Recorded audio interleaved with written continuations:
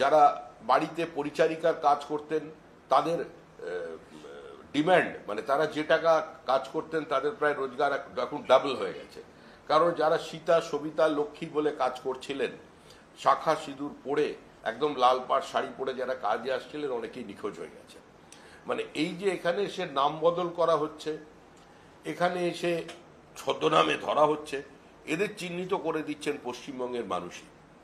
যারা বাংলার migrant labour আছেন, যারা অনেক দুঃখের সঙ্গে চোখের জল ফেলে নিজের রাজ্য ছেড়ে ভিন রাজ্যে গিয়ে পরিযায়ী শ্রমিকের কাজ করেন, আজকে তাদের রুজি রুটিতে হাত বসাচ্ছে বাংলাদেশি অনুপ্রবেশকারীরা এবং কিছু ক্ষেত্রে রোহিঙ্গারা।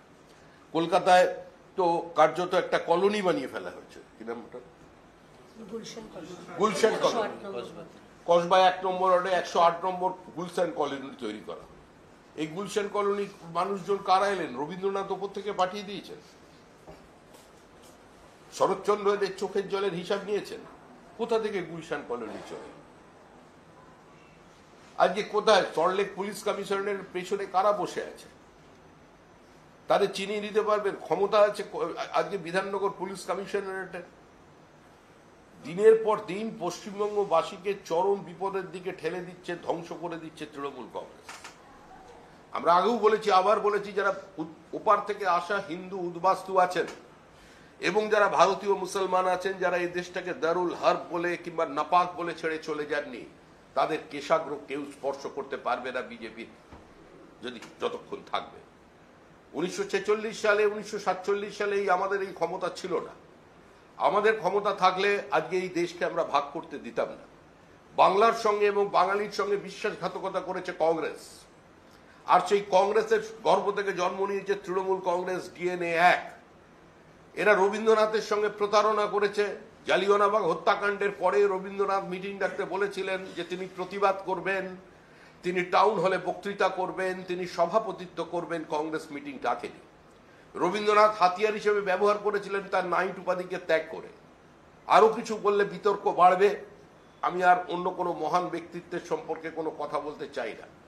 নেতাজি সুভাষচন্দ্র বসুকে যদি সেদিন কমিটি তৈরি করতে দেয়া হতো, নেতাজি সুভাষচন্দ্র বসুকে যদি কংগ্রেস থেকে বিতাড়িত না করে দেয়া হতো, তাহলে নেতাজি সুভাষচন্দ্র বসুর মতো নেতৃত্ব যদি ভারতের রাজনীতির প্রথম সারিতে উপস্থিত থাকতেন, তাহলে এই পাকিস্তানের দাবি, এই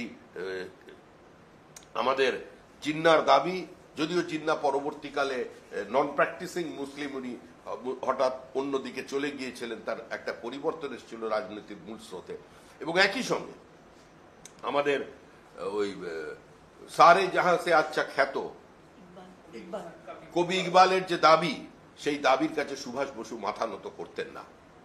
আজকে তাদের ব্যর্থতার কারণে, তাদের তাড়াতাড়ি গদিতে বসার লোভের কারণে আজকে ভারতবর্ষ ভাগ হয়েছে। আর এর দায় আজকে তৃণমূল কংগ্রেসকেও নিতে হবে, কারণ নিজের নামের পাশ থেকে এখনো তারা কংগ্রেস শব্দটাকে ছাড়েনি। যারা বাংলার সঙ্গে, বাঙালির সঙ্গে বিশ্বাসঘাতকতা করেছিলেন অতীতে, আজকে তারা আবার বাঙালি মাইগ্রেন্ট লেবার এবং ছোট ছোট কাজে যে বাঙালি কর্মরত আছে ভারতবর্ষে, তাদের ভবিষ্যৎকে অনিশ্চয়তার দিকে ঠেলে দিচ্ছেন। এবার প্রতারণা শুরু হয়েছে তাদের সঙ্গে। আমাদের নীতি অত্যন্ত স্পষ্ট যে এ রাজ্যে ভারতে ভারতীয়রাই থাকবে। আর আমাদের ভুলের কারণে, আমাদের ব্যর্থতার কারণে যারা নিজের দেশে পরবাসী হয়ে গিয়েছিলেন, সেই বিনয় বাদল দীনেশের বংশধরেরা, মাস্টারদা সূর্য সেনের বংশধরেরা, আজকে তারা যারা এই দেশের জন্য যাদের পূর্বপুরুষ জীবন দিয়েছে, আত্মবলিদান দিয়েছেন, আজকে তাদের রক্ত, তাদের ভাই যারা আছেন, তাদের সুরক্ষা দেবার দায়িত্ব হচ্ছে এই সরকারের, এই ভারত সরকারের, এবং যার প্রতিশ্রুতি দিয়েছিলেন মহাত্মা গান্ধী স্বাধীনতার পরে। যে বাড়ি বাড়ি এনুমারেশন ফর্ম দেবেন বুথ লেভেল অফিসাররা, আই কার্ড করে যেতে হবে। বাড়িতে যদি কেউ না থাকে তাহলে ফর্ম দরজায় আটকে দিয়ে আসতে হবে। একবার নয়, 3 বার যেতে হবে। কি বলবেন? দেখুন, এই যে SIR, এই বিষয়টা আমাদের শীর্ষ নেতৃত্ব মমতা বন্দ্যোপাধ্যায় যা বলার বলেছেন। আমাদের পরিষ্কার বক্তব্য, যারা ন্যায্য বৈধ ভোটার তারা যেন বাদ না পড়ে। আমরাও চাই নিখুঁত ভোটার তালিকা। মমতা বন্দ্যোপাধ্যায়ের নেতৃত্বে তৃণমূল কংগ্রেসই জাতীয় স্তরে নির্বাচন কমিশনকে, এখানকার দপ্তরেও আমরা বলেছিলাম অন্য রাজ্য থেকে ভোটার লিস্ট থেকে এত ভোটার এখানে ঢুকছে, এসব তো রাখা যাবে না, নিখুঁত করতে হবে। ফলে ভোটার লিস্ট সংশোধন করে নিখুঁত করা, এটা তো আমরা বলেছি তৃণমূল কংগ্রেস। কিন্তু কোনো ন্যায্য জেনুইন ভোটার যেন বাদ না যায় বিজেপির রাজনৈতিক চক্করে। বাকিটা আমাদের নেত্রী মমতা বন্দ্যোপাধ্যায় এবং শীর্ষ নেতৃত্ব তারা দেখছেন, তারা যা নির্দেশ দেবেন সেই মতো করে কর্মসূচি হবে। তাহলে আপনারা বলছেন যে ন্যায্য ভোটার যাতে বাদ না যায় সেটা নিশ্চিত করতে হবে ইলেকশন কমিশনকে, কিন্তু যদি বিহারের যে মডেল বা বিহারের যে ফর্ম দেওয়া হয়েছে সেখানে দেখা যাচ্ছে যে এক্সিস্টিং ভোটার কার্ড তার ছবি দিতে হবে এবং বর্তমান যে যিনি কার্ড করবেন আর কি, যার সংশোধন হচ্ছে তার বর্তমান ছবি দিতে হবে। অর্থাৎ সচিত্র পরিচয়পত্রের সঙ্গে ছবি মিলিয়ে দেখা হবে। আধার কার্ডকে অপশনাল করে দেওয়া হচ্ছে এবং 11টা নথি সেগুলো চাওয়া হচ্ছে। এটা নিয়ে তো আবার গন্ডগোল লাগবে রাজ্যে।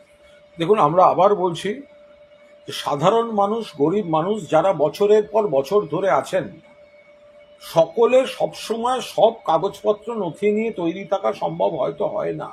আচমকা যদি কাউকে বলে আপনার বাবার বার্থ সার্টিফিকেট আনুন, আপনার মায়ের বার্থ সার্টিফিকেট আনুন, এটা বহু মানুষের ক্ষেত্রেই সমস্যা তৈরি হবে। তার মানে এই নয় যে তারা হচ্ছেন বিদেশি বা অবৈধ। ফলে যে ভোটার তালিকার মধ্যে দিয়ে ভোট হয়ে নরেন্দ্র মোদী প্রধানমন্ত্রী হয়েছেন, যে ভোটার তালিকায় লোকসভা নির্বাচন হয়েছে, যে ভোটার তালিকায় অমিত শাহ স্বরাষ্ট্রমন্ত্রী হয়েছেন, তাদের ভোটাররাই যদি বাদ যান আর ভুতুড়ে হয়, তাহলে এরা প্রধানমন্ত্রী আর স্বরাষ্ট্রমন্ত্রী এসব থাকবে কেন মন্ত্রিসভা? তাহলে মন্ত্রিসভা ইস্তফা দিয়ে দিক, নতুন ভোটার তালিকায় নতুন করে ভোট হোক। আমাদের মুখ্যমন্ত্রী, আমাদের দলনেত্রী গোটা পরিস্থিতিতে নজর রাখছেন, যখন যা পদক্ষেপ দরকার হবে তিনি নির্দেশ দেবেন। বিহারে বলছে 65,64,000 ভোটার, মানে ড্রাফট প্রকাশ যেটা দেখতে পাওয়া যাচ্ছে এসআইআর, সেখানে বাদ, মানে তো বাকিদের কাছে তো এটা খুব বিহারের বিষয়টা বিহারের নেতৃত্ব দেখছেন এবং আমাদের জাতীয় স্তরের নেতৃবৃন্দ দেখছেন, ন্যাশনাল লিডাররা দেখছেন, এবং সেখানে যে ফাঁক থাকছে বা যে অভিযোগগুলো থাকছে সেগুলো খতিয়ে দেখে গণতন্ত্রের স্বার্থে, প্রত্যেক বৈধ নাগরিকের অধিকার সুনিশ্চিত করার স্বার্থে তৃণমূল কংগ্রেস এবং গণতান্ত্রিক, ধর্মনিরপেক্ষ, প্রগতিশীল বিজেপি বিরোধী দলগুলি একসঙ্গে সিদ্ধান্ত নেবে। বিহারে জেনুইন ভোটারের কথা বলছেন, বিহারের উপমুখ্যমন্ত্রী এক প্রাক্তন, তার নাম তেজস্বী যাদব যদি অনুভব করেন যে তার নামই ভোটার তালিকা থেকে বাদ গেছে, তো মারাত্মক অভিযোগ, গুরুতর অভিযোগ। তেজস্বী যাদবেরই নাম যদি বাদ যায় তাহলে তো বহু বৈধ ভোটারের নাম বাদ যাওয়ার একটা আশঙ্কা থাকে। ফলে ইলেকশন কমিশনকে প্রমাণ সহ, হাওয়ায় কি বলে দিচ্ছেন বড় কথা নয়, তেজস্বী যাদবকে আগে সন্তুষ্ট করতে হবে যে আপনার ভোটার তালিকায় নাম আছে। এইটা করার দায়িত্ব কিন্তু নির্বাচন কমিশনের।